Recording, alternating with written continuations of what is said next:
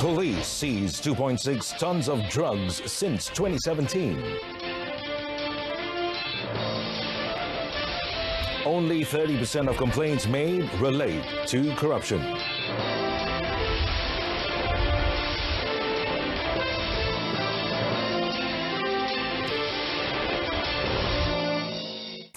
Hello and good afternoon. I'm Muhammad Amin Carlos and welcome to News on 2.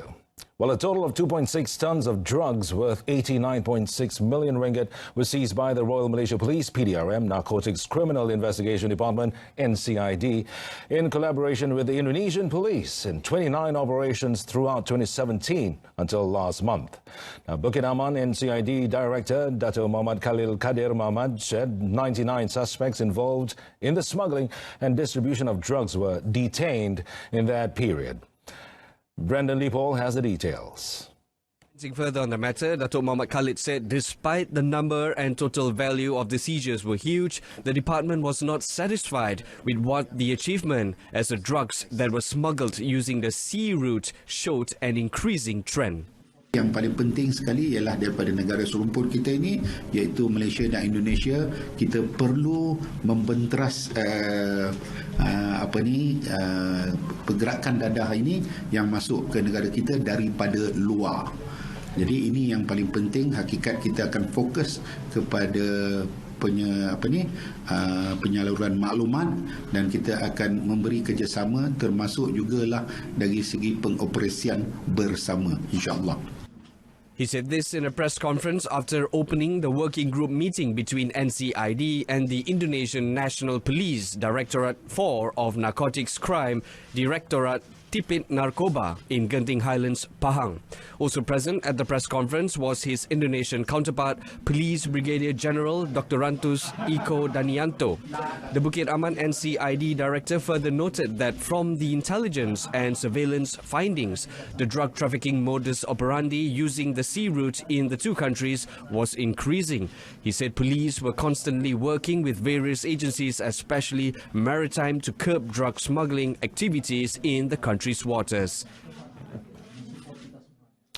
Well, only 30 to 40% out of the average 100 complaints made to the Malaysian Anti-Corruption Commission, MACC, relate to corruption. Now, its Chief Commissioner, Latifah Koya, said the Commission received about 30 to 40 complaints daily.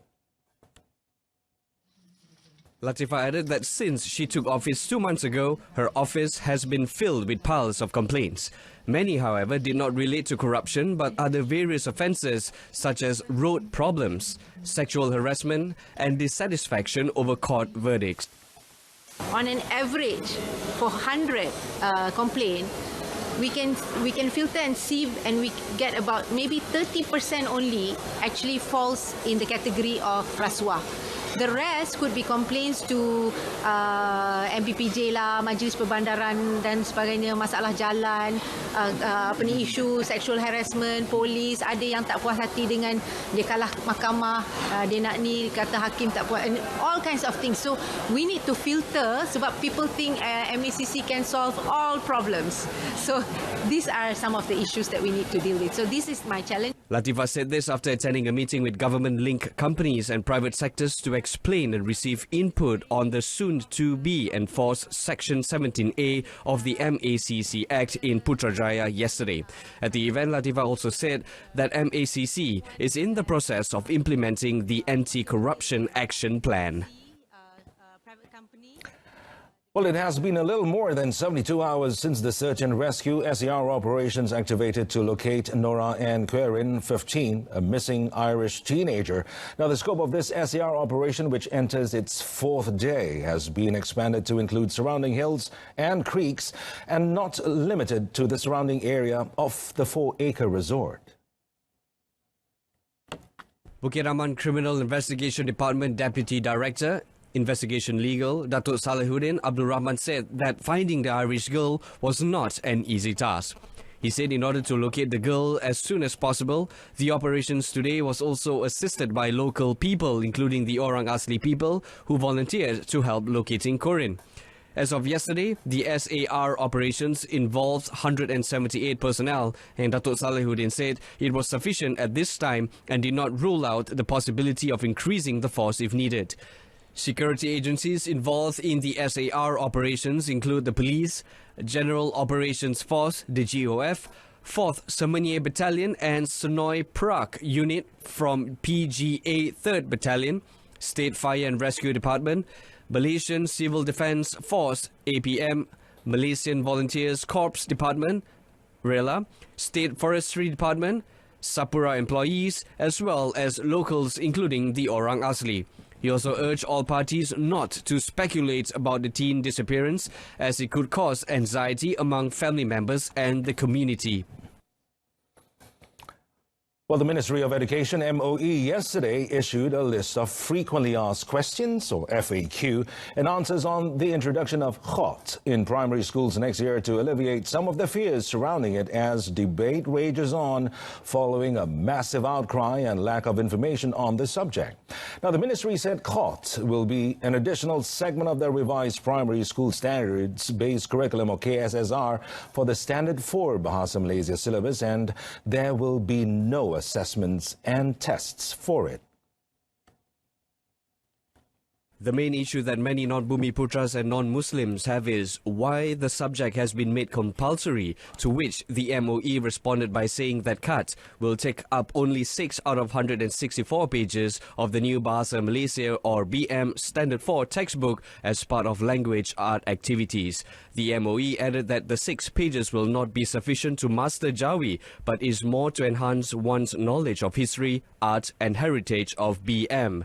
KAT will be taught at all primary schools, including Chinese and Tamil schools, and the decision to do so was decided during the revision of the curriculum KSSR in 2014.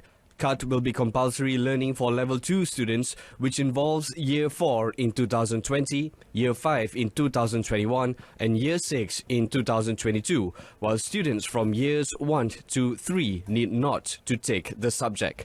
Based on the FAQ, the MOE said it is not attempting to force the segment on others, and that is the reason why there will be no formal examinations or tests administered. Now, policymakers need to adopt policy measures to support the economy in terms of fiscal policy or monetary policy amid the external headwinds. Now, ASEAN Plus 3 Macroeconomics Research Office AMRO Chief Economist Dr. Kor Hor-ee said given the external headwinds, especially because of the China-US trade conflicts, countries in the region, including Malaysia, should be more supportive by adopting more expansionary fiscal and monetary policies.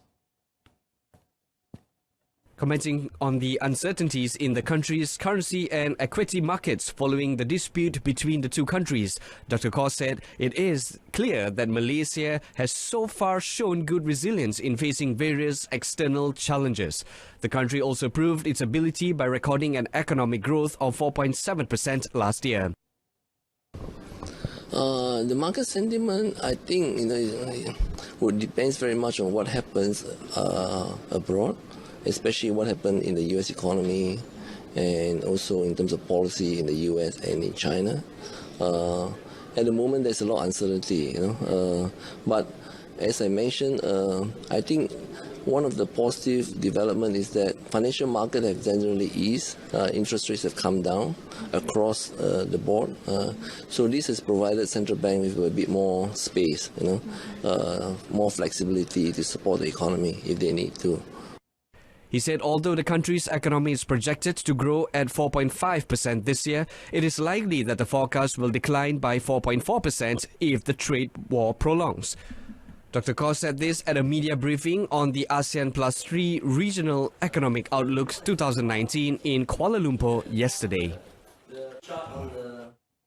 CIMB Group Chief Economist Dr. Donald Anna said Bank Negara Malaysia BNM may cut its key interest rate in the next 3 to 6 months, partly because the world economy has worsened following the escalating US-China trade dispute. Now, he said there was about a 60% chance of another rate cut, unfortunately, on the back of the likely increase in tariffs on Chinese products in September by the US, which was an external blow to an open economy like Malaysia. Commenting further on the matter, Dr. Donald said the next 3 to 6 months would also depend on the US Federal Reserve's plan on its interest rate policy and impact of the US tariff on Chinese products. He also said other Asian central banks will soon follow the policy direction of the US interest rates movement. In May this year, BNM reduced the overnight policy rate to 3% from 3.25% previously, the first time it has cut the rate since July 2016. Previously, US President Donald Trump said he will impose a 10% tariffs on another $300 billion of Chinese-made products starting the 1st of September, which would effectively put a tax on all Chinese goods coming into the US. Human Resources Minister M. Kulasekharan said that the amendment which will be made to the Employment Act 1955 will be tabled at Parliament in October. Well, he said 5 other labour legislations, including the Trade Union Act 1959 and the Industrial Relations Act 1967, would also be amended. The minister said the details of the amendments, such as paternity leave, discrimination and workplace and working hours, have been made during several meetings held with various stakeholders. He added that the ministry is awaiting approval from the Cabinet, the Prime Minister and the Attorney General's chambers before it can be tabled in Parliament. Speaking further, Kula said the Code of Conduct for Industrial Harmony was also under review as it needs to follow the current work atmosphere. Yet a discussion of the amendment will be done together with National Labour Advisory Council, the NLAC, Malaysian Trades Union Congress, MTUC, and the Malaysian Employers Federation, MEF. He said this after launching the Industrial Harmony Index ceremony at the Genoa Hotel in Shah Alam, Selangor yesterday. The Ministry of Agriculture and Agro-Based Industries, MOA, has called on the leaders of the farmers' organization who are to be appointed at every level not to compromise their integrity. Agriculture and Agro-Based Industry Minister Dato' Salihuddin Ayub said each individual will be given 6 months before an evaluation is conducted to evaluate their performance. Dato' Salahuddin said the ministry said those appointed should protect their integrity as it involves the people's money, including the issue of helping the farmers. Dato' Salahuddin said this after officiating the Rembau District Farmers' Assembly in commemoration of Farmers, Breeders and Fishermen's Day in Rembau, Negeri Sembilan yesterday.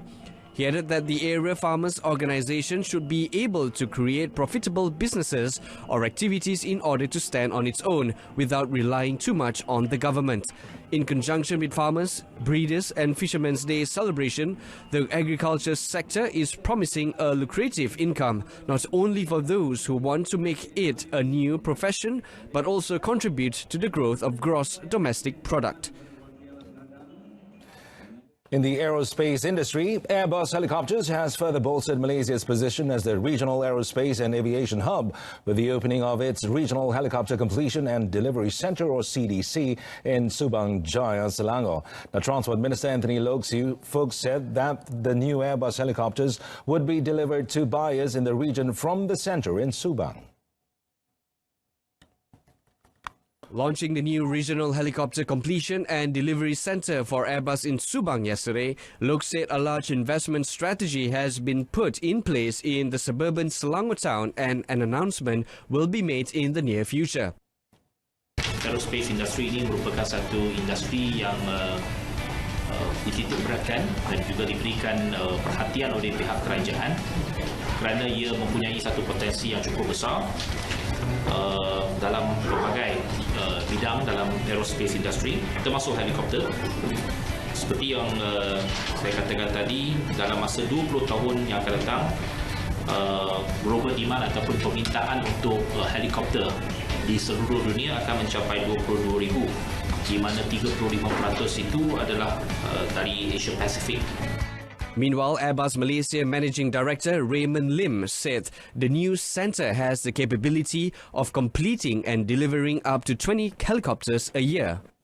I think we are always looking into our business forecast as like any company running its business. And our forecast for this year will be 7 aircraft to be completed and delivered in 2019 and 13 for next year. And I think then once we stabilize, it's got the capacity to complete the 20 aircraft, as we have mentioned just now. And in the auto industry, Proton has launched the 2019 Saga at an event held at the Malaysia International Trade and Exhibition Centre, or MITEC, on Tuesday night. The 2019 Saga has been given styling updates that pay homage to its roots, but also brings it in line with the rest of the Proton range. Externally, the 2019 Saga receives a new and more aggressively styled front bumper with integrated daytime running lamps. The grille also features the infinite weave pattern that was introduced on the Proton X70 and can also be found on the 2019 Iris and Persona. Convenience features new to the 2019 Saga includes a remote trunk release, a sun visor with a ticket holder and mirror, LED map lamps and new assist grips to match the new headlining material. Mechanically, the biggest change is the fitment of a new 4-speed automatic in place of the CVT previously used. The event was officiated by Minister of International Trade and Industry, Darrell Liking. Also present at the event were DRB HICOM Chairperson Mohammad Zainal Shari, Proton Chairperson Syed Faisal Albar, Proton CEO Lee Chunrong, and Proton Deputy CEO Radzaif Mohamad. The new Saga is priced at 32,800 ringgit for standard manual transmission, 35,800 ringgit for standard automatic transmission, and 39,800 ringgit for premium automatic transmission. Prime Minister Tun Dr. Mahathir Mohamad was conferred an honorary doctorate by the International University of Japan, IUJ, in recognition of his outstanding contributions to Malaysia and Japan relationships. He received the honorary doctorate of philosophy from IUJ President Hiroyuki Itami in a ceremony held at a hotel in Fukuoka City in the course of his 2-day working visit to the city. The Look East policy, which was mooted by Tun Dr. Mahathir, had a major impact on higher education in ASEAN countries. Under the Look East policy, the Malaysian government has sent hundreds of students and corporate trainees to Japan. Tun Dr. Mahathir, in his acceptance speech, said he was merely carrying out the duties of a leader. Any leader, given the power, the authority, and the opportunity, would do what I have done. But apparently, this has not always been so. I'm grateful that what I did apparently is something right and something that has contributed towards the development of my country, Malaysia. Malaysia, of course, was a poor agricultural country when we became independent, but because of the need to create jobs for our people, we decided that we should industrialize, and to industrialize we need infrastructure, and so we provided infrastructure. All these things are very ordinary things. In November last year, Tun Dr. Mahathir was conferred an honorary doctorate by Tsukuba University, Tokyo. Well, earlier, the Premier arrived in Fukuoka on Wednesday morning after rescheduling his working visit to the prefecture following a typhoon warning. Now, Tun Dr. Mahathir is accompanied by his lovely wife, Tun Dr. Siti Hasma Muhammad Ali. The arrival of Tun Dr. Mahathir and Tun Dr. Siti Hasma at Fukuoka Airport was received by Foreign Affairs Minister Datuk Saifuddin Abdullah and Youth and Sports Minister Syed Saddiq Syed Abdul Rahman. Also present, Japan Parliamentary Vice Minister for Foreign Affairs Kenji Yamada, Japanese Ambassador to Malaysia Dr. Makio Miyagawa, and Director for 2nd Southeast Asia Division, Ministry of Foreign Affairs Shingo Miyamoto. Tun Dr. Mahathir will have a packed program during his 2-day trip. His program in Fukuoka begins with the conferment of honorary doctorate by the International University of Japan, IUJ, in honor of his contribution towards the successful development of Malaysia-Japan bilateral relations.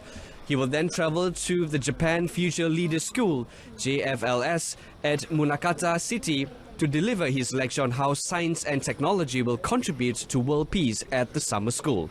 Apart from the JFLS, Tun Dr. Mahathir will also address the Kyushu Asia Institute of Leadership, KAIL, on Thursday. He is also scheduled to receive a courtesy call by the Special Advisor to the Prime Minister of Japan, Hiroto Izumi, on the same day. A statement by Wisma Putra said the Prime Minister is expected to further consolidate the Malaysia-Japan bilateral relations, especially in education, economics and people-to-people connectivity under the Look East Policy 2.0. Japan is Malaysia's fourth largest global trading partner in 2018, with bilateral trade recorded at 132.57 billion ringgit. Well, the Challenge Cup defending champions Terengganu FC, or TFC2, started its campaign by beating Kuala Lumpur 2-1 at the first action of Group B at the Sultan Ismail Nasiruddin Shah Stadium last night. Challenge Cup defending champions Terengganu FC too seems to have picked up where they've left off by displaying a strong front in their maiden 2019 match against Kuala Lumpur. Brazilian Bruno Suzuki emerged as the warrior of the team after scoring both goals. He slotted in the first in the 45th minute from a Dechi Marcel free kick. However, Suzuki's spot kick in the 55th minute was blown after his attempt was saved by Kuala Lumpur's goalkeeper Muhammad Faridzuan Kamarudin. He then redeemed himself when he doubled for TFC2 in the 62nd minute. The City Boys eventually reduced the deficit through a goal by Brazilian import Paulo Josue Sturmer in the 90th minute, but it was too late. And with that, we conclude this afternoon's News on 2. In our top story, only 30% of complaints made relate to corruption. Join us again at 7 this evening with Brendan Lee Paul. I'm Mohammed Amin Carlos. Thanks for watching.